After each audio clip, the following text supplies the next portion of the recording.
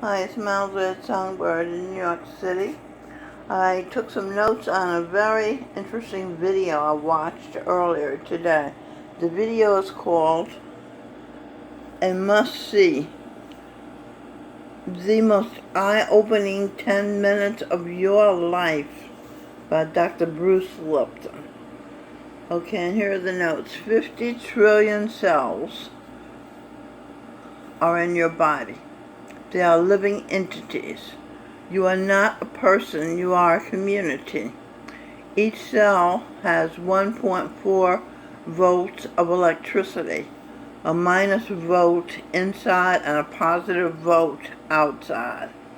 There are 700 trillion volts of electricity in your body. Right now. With training and meditation, which I've been doing since 1970, you can focus this energy called the chi, called the chi. And you can use this energy for healing. And this video is located at the Be Inspired channel. That's the name of the channel.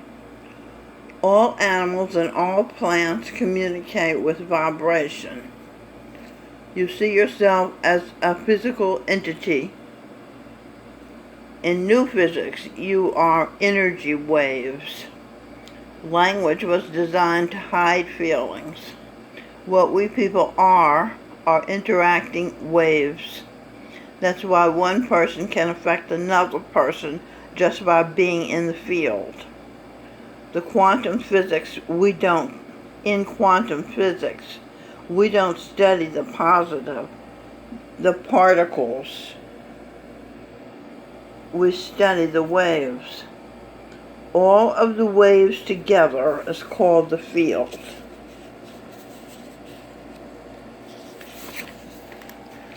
You are connected to everything because you can't separate waves. Your thoughts aren't. This is what David Icke talks about when he talks about consciousness, that we're all consciousness. Your thoughts are not contained in your head. The people you get connected to, you are entangled with. If you think very positive thoughts of someone, they make an effort to get in touch with you. If you think a negative thought about someone, wherever they are, they will create a negative thought about you. So it's important. Your thoughts and talks are connected to the people you think and talk about. Harmonic resonance, constructive interference, this is called. You are like a tuning fork with your brain. You're broadcasting frequencies of your thoughts. Tesla, the 20th century genius who was in me, said, if you want to understand the universe, understand energy, vibration, and frequency. Okay, that was a digression. I'll go back to the notes. When you are having thoughts, you are activating those things in the world that are connected to those thoughts. The cell, remember the 50 trillion cells? The cell must follow what the central voice is. The central voice is the mind. The two parts of the mind, why we have trouble sometimes controlling our life.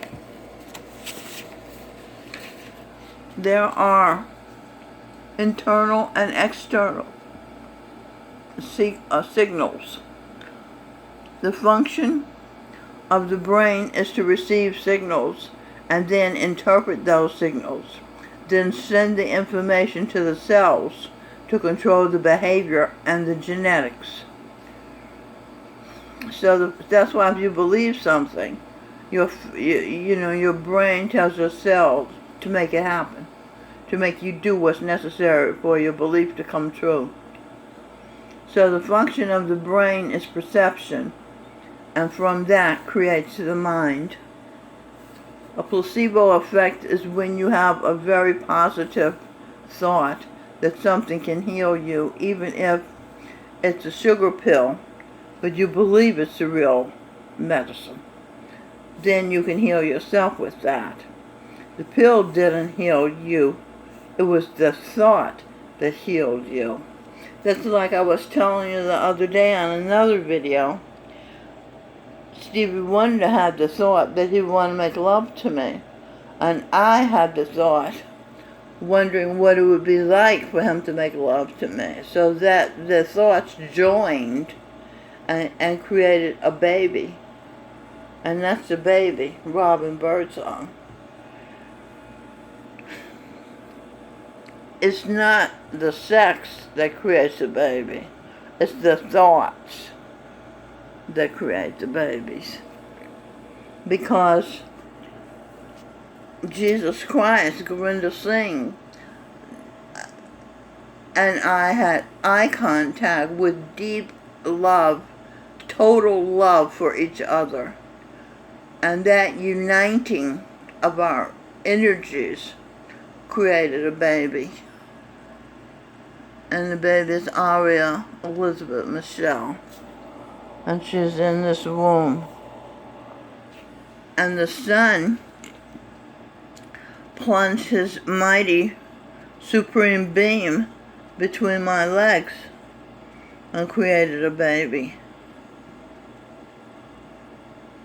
The love between us created a baby because I worship him as my star. And he tells me I am his star. So our love united that day with that supreme beam he had plunging. And this thought of the love made a baby, Giancarlo Arturo. See, it's not just belief about these babies. Physical things happened. Well, it wasn't really physical, it was spiritual. I mean, I saw the physical sun, and I saw his supreme beam was made of light, just as he is. So I don't know, is that spiritual, or is that physical? Or a little bit of both. And I'm physical, so it's spiritual and physical. Okay. 1/3 of all medical healings are the result of the placebo effect. Just as positive thinking can heal you, negative thinking, nocebo effect, can kill you. Negative thinking can create all the negative effects of chemotherapy. If the doctor tells you you have a disease, and you are going to die, and if the doctor tells you you're going to die, and you believe him because he's a professional, then you can die. But if you remember that God has more vision and more power than the doctor, why did I write than God?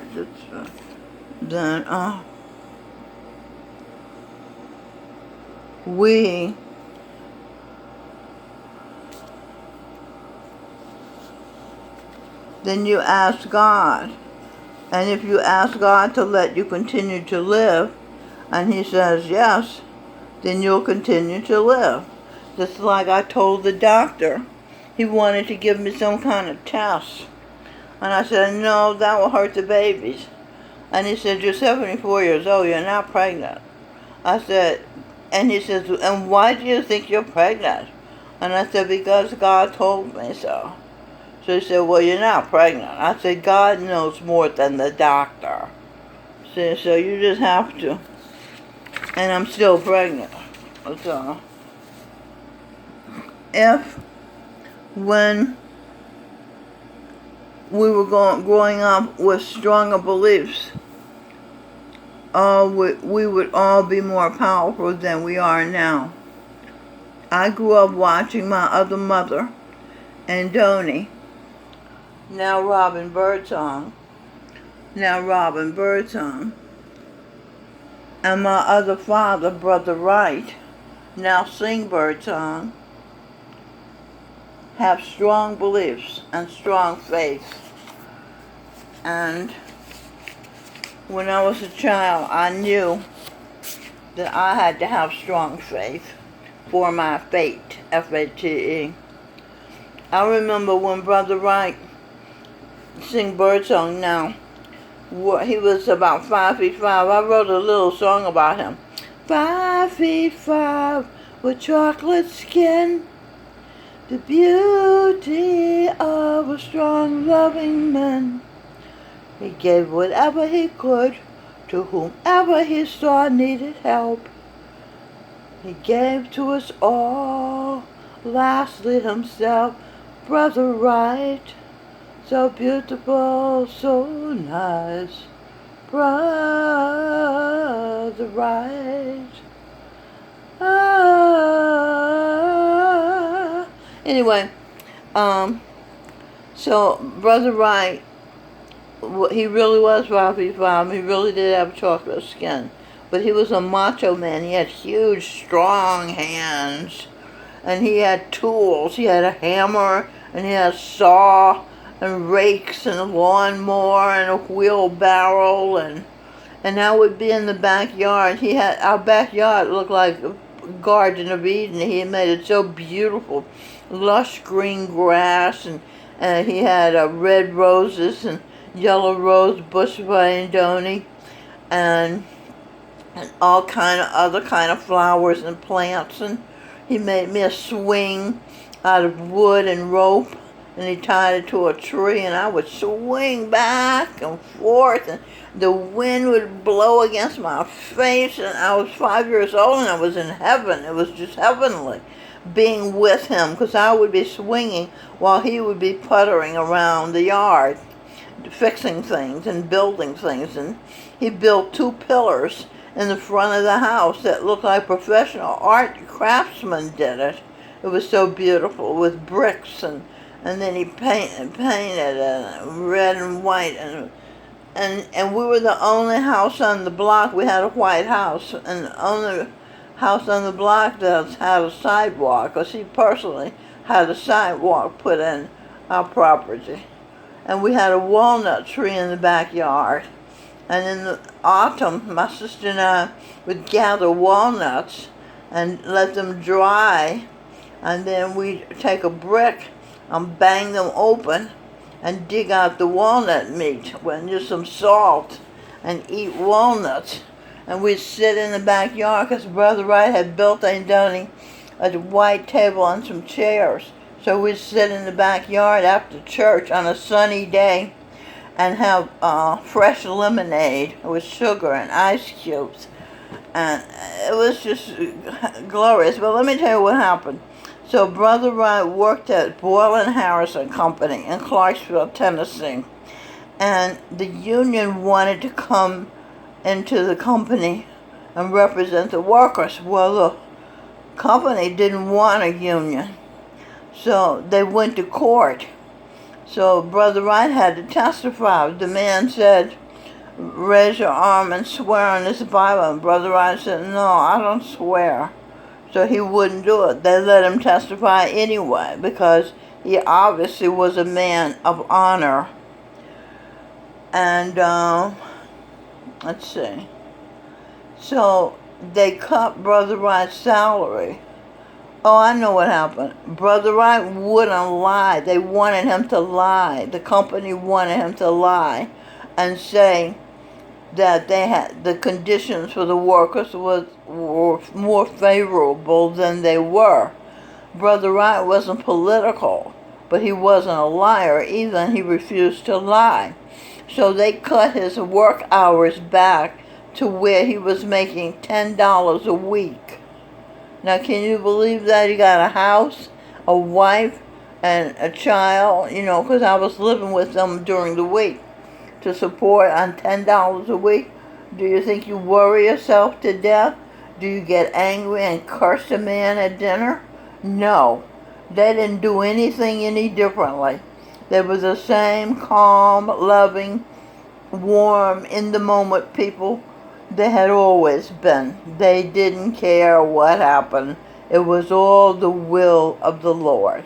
When it was something out of their control, they accepted it and just chalked it up to being the will of the Lord, and they were on board with the will of the Lord. This is the Lord Jesus Christ, Guru Govinda Singh, and this is his Father, the Son, God.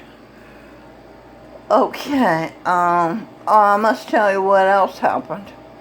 So, one year at Christmas time, and Donie gave me a check, a cashier's check, and she gave my sister a cashier's check. It seemed that Brother Wright had walked to work for a year and put the car fare in a Christmas savings account for me. And then he walked back from work and put the money, the car fare he would have spent on the bus, into a savings account for my sister, my half-sister.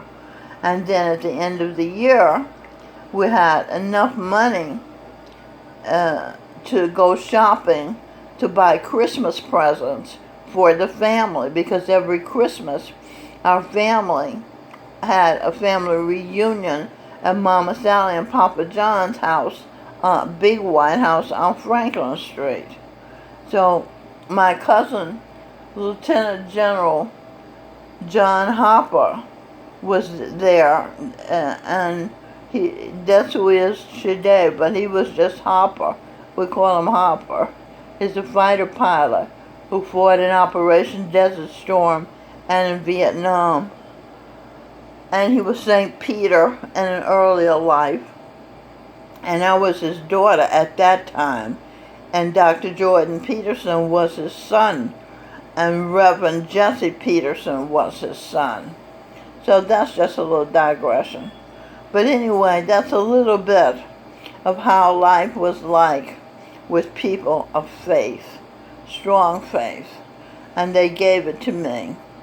That's why I'm able to accept the fact that I can actually read energy, And I figured out how Robin was Michelangelo.